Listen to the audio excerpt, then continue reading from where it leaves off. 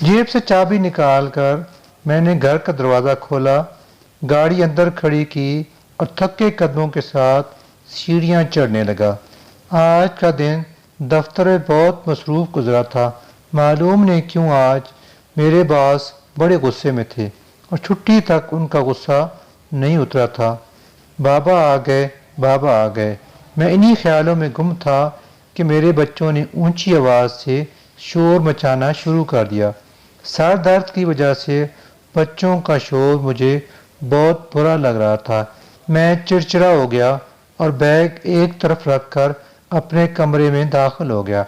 जब बाहर आया तो बीवी सवालिया निगाहों से मुझे देख रही थी और तब मुझे याद आया कि सुबह जाते हुए उसने मुझे सामान की एक फहरिस्त पकड़ाई थी जो मैं लाना भूल गया था। बस फिर क्या था, उसकी बातें शुरू हो गईं और वो चुप होने का नाम ही नहीं ले रही थी। मैं ड्राइंग रूम में आया ताकि उसकी आवाज़ न सुन सकूं, लेकिन वो यहाँ भी मेरे पीछे आ गई। उसके तानों से मेरा खून खौलने लगा।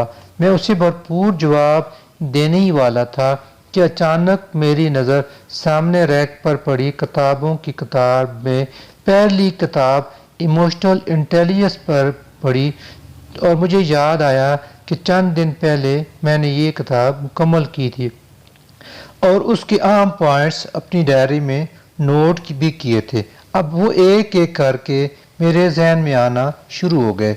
मैंने खुद को ये सोच कर पुरसुकून किया कि बिलाखिर गलती मेरी ही थी जो मैं सामान लाना भूल गया। अब बेगम को गुस्सा आना फितरी बात है। ये मेरे दोस्त की एक कहानी है जो उसने चंद दिन पहले मुझे सुनाई थी।